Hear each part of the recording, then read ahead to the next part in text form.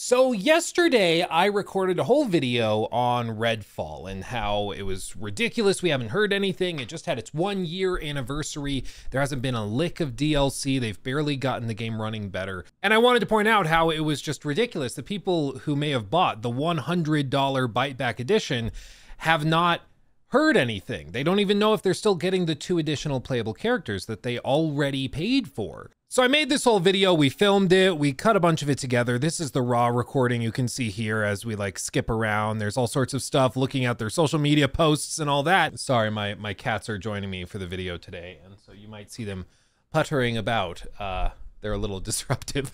But one of the points of the video was to look at some statements by Pete Hines, who was the former head of marketing, like senior vice president of marketing and publishing over at Bethesda Softworks before he retired back in like October, November.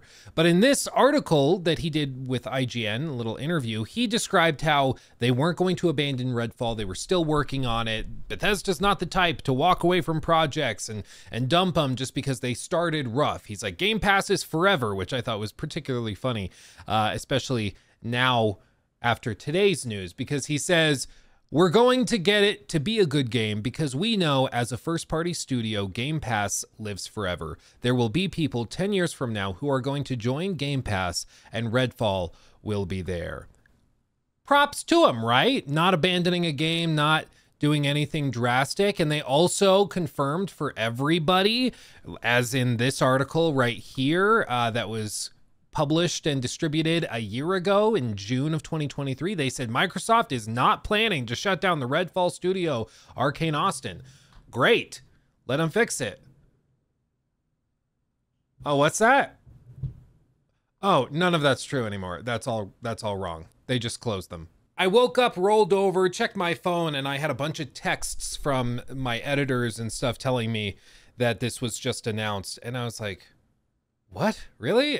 I dug into it, and sure enough, Xbox is shutting down Arkane Austin, Tango Gameworks, and 2 other Bethesda Softworks studios, but Alpha Dog specifically and Roundhouse Games. You can see the news broke at 7:17 a.m. this morning, and it was simply a post by IGN where they collected information from an email that was sent out by Matt Booty, who is the head of Xbox Studios, and he announced that they were shutting these guys down. Arkane Austin perhaps doesn't shock anybody that much because, of course, Redfall has been an unmitigated disaster. In the video I filmed yesterday, they were struggling to get 45 players concurrent globally on Steam. And granted, it's a Game Pass title, but that's still pretty dang rough. Hey, I'm trying to film a video. Can I maybe like we scooch just a bit, maybe?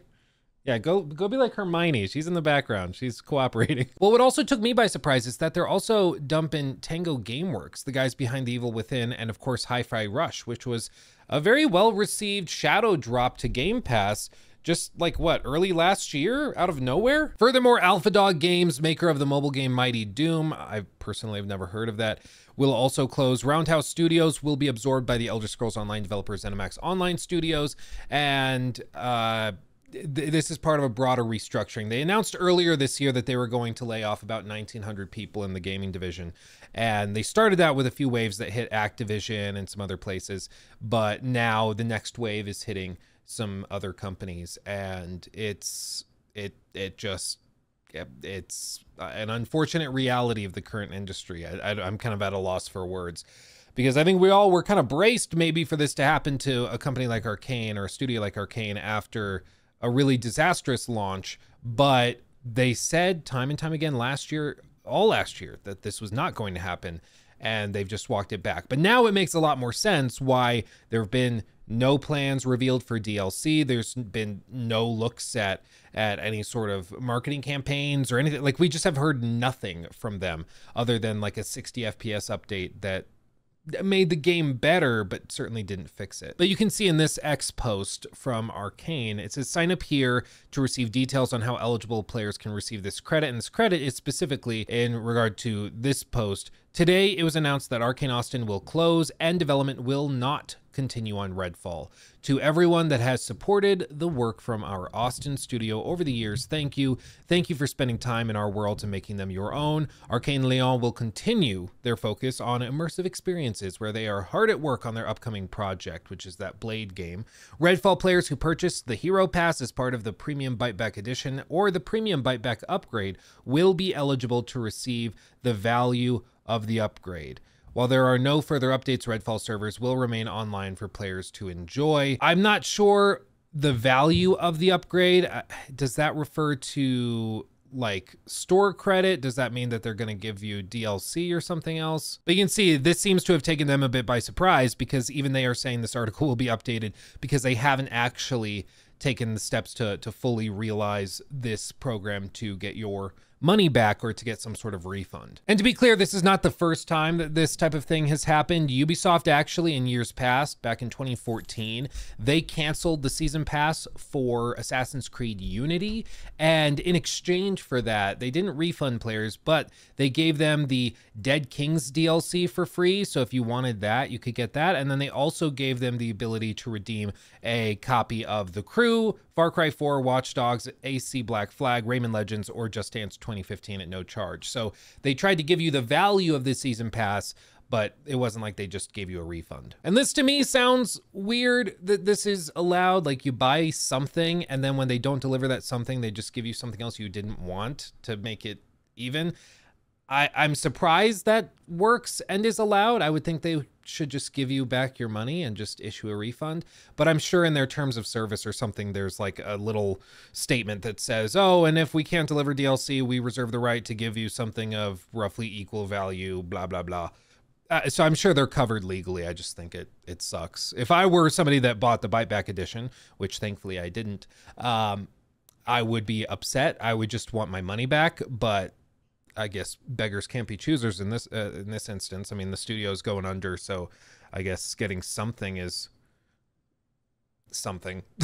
Oh my gosh, look at him. Look at him. He's standing on his back paws. He's doing the little, what are you looking at? Anyway, but I guess it's not all that surprising that this is happening, specifically when you look at some of the reporting that happened shortly after Redfall's launch. In this article by Jason Schreier back in June of 23, so just like a month after the game dropped, he reported on kind of the inner workings of the studio, what happened when they were putting it together and all of that. And there's some really interesting tidbits in here, specifically with like misdirection. A bunch of the game's directors didn't really know what they were making. So when people would ask them, what are we doing? They would just randomly say like, well, like we're doing Far Cry, but also like, think of some other games like Borderlands. Think of that. That's a good one. And nobody really knew what they were making.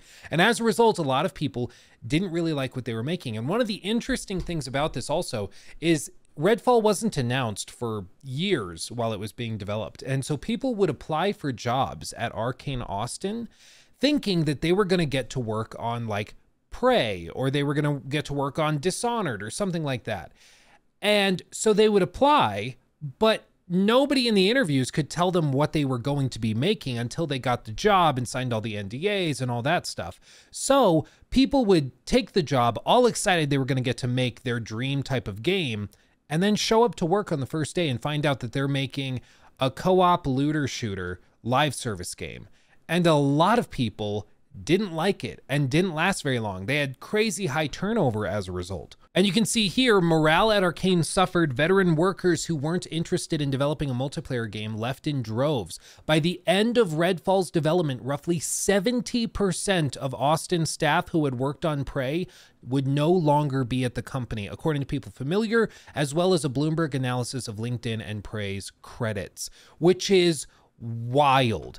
And any industry you work in, if 70% of your team leaves during the course of one project, something went horribly wrong. And I think that what most likely happened is that Microsoft looked at Arkane Austin and just said, listen, this team put out Redfall. It was a huge embarrassment for us. And now, like, the people that are there is probably a skeleton crew, because any other veterans that were still there after Redfall's launch, I would imagine have also moved on. And so I think they probably looked at it and were just like, there's no way this team gets back on their feet quickly. Let's just shut it down, save the millions, and throw the millions of dollars at some other studio we think can make us more money, or put out a product that's not going to be rated at like a 54 on Metacritic. And you know what? Of course, it's too bad, because you never want to see anybody getting laid off. You know, I don't think any of the individuals that were working on Redfall were responsible for the disaster that it ended up being, both for Microsoft and then also for players and gamers who paid for it. I mean, it was laughably bad when it came out. I think most of the blame lands, again, at the feet of the directors, at the feet of the producers and executives that were in charge of making sure that stuff didn't happen, and yet it did. And this has also reaffirmed for me, I think, that Pete Hines' retirement last year probably was a marking of the departure of the last advocate for recovering games like this. I mean, it was a pretty rare thing to see like Fallout 76 not be abandoned, and it was going to be very rare to see this game not be abandoned, because normally when a game launches horribly and has just a disastrous launch and everybody mocks it and is sick and tired of it, normally studios just move on. They just call it quits, especially with live service stuff. But in this instance, they said that they were planning on trying to give it another chance and let it have sort of its own recovery and comeback arc, which would have been cool to see. But I think once Pete Hines left, there was nobody in the upper echelons of Bethesda Softworks to fight for that. And so they just decided, you know what, it doesn't make sense to keep a Frankenstein's monster on life support when nobody wants it anyways. So like, what are we doing? And you know, people bring up other examples of games that have seen like tremendous comebacks, like No Man's Sky or something like that. And they point to that and say, do you think that this game could also have a similar comeback? And frankly, I don't think that was ever really in the cards, because frankly, it's not an IP people wanted or like were that interested in to begin with. I don't know of anybody that heard of Redfall and once they saw gameplay and saw how it was built out was like, ooh yeah, that sounds awesome. I want that. I don't know of anybody that said that. Everybody was like, oh God, another one, another live service looter shooter. Come on. And you know, it has that staple 2023 cringe stuff as well. Like Layla, this playable character, not only does she look like she doesn't even want to be here in the menu, her fingers also like clip into the guns when she's holding it on this menu. But in addition to all of that, her like big ability is summoning her ex-boyfriend, cause reasons. Like, who thought that that was cool? I think I'm supposed to think that's hip and cool and just, oh, that's badass. But I don't know anybody who would think that. And the fact that somebody else thought that that would be received as badass and hip and cool worries me greatly. Don't get me wrong, there are some cool things like that little elevator thing you can do, the waves crashing, the ships upturned, all of this stuff is kind of a cool visual presentation, and I think there was at least potential there. I don't think it's the most uninteresting setting for a game, but it's just woefully lacking content. It's certainly lacking support, and at the end of the day, it's just a game that nobody really asked for, and this guy's very confused.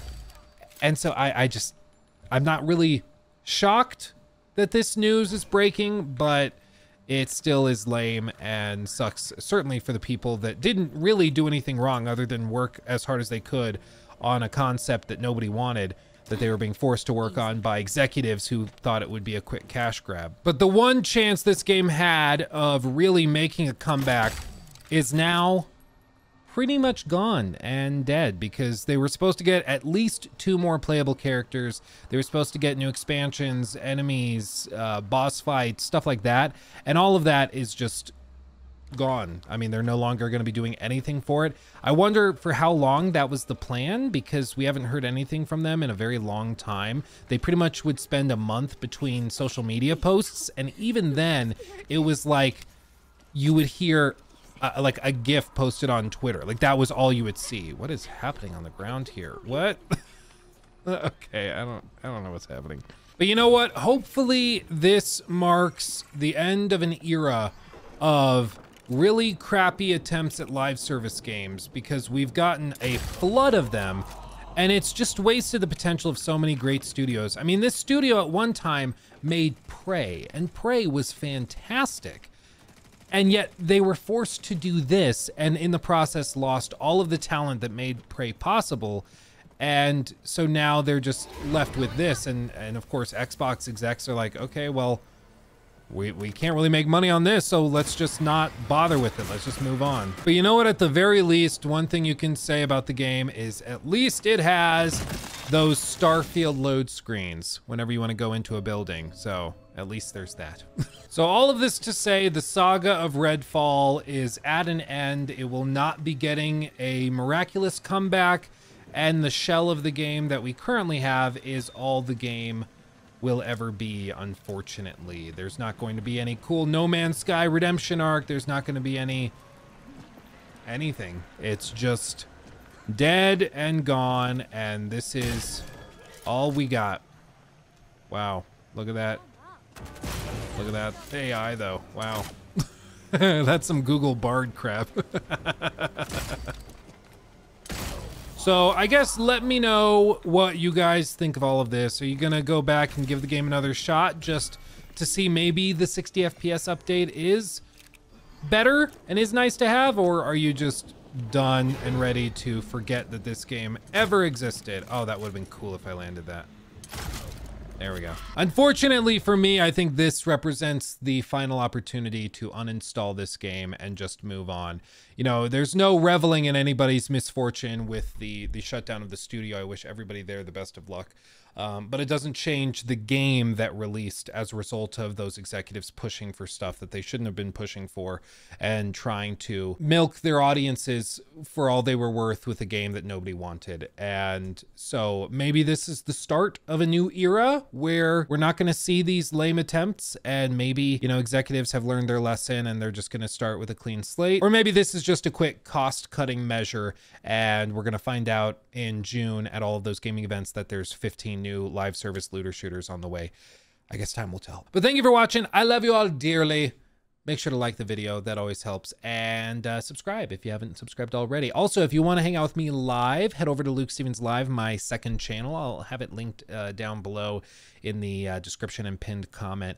We are about to hit 100,000 subs over there, and we actually talked about Redfall like yesterday with like a 20-30 minute segment before I knew this whole thing was happening. So it's a little topical, little timely. So if you want to hear much more in the moment coverage of gaming, make sure to go subscribe. But anyway, thank you for watching. I love you all dearly, and I'll see you in the next one. Hugs and kisses. Bye-bye.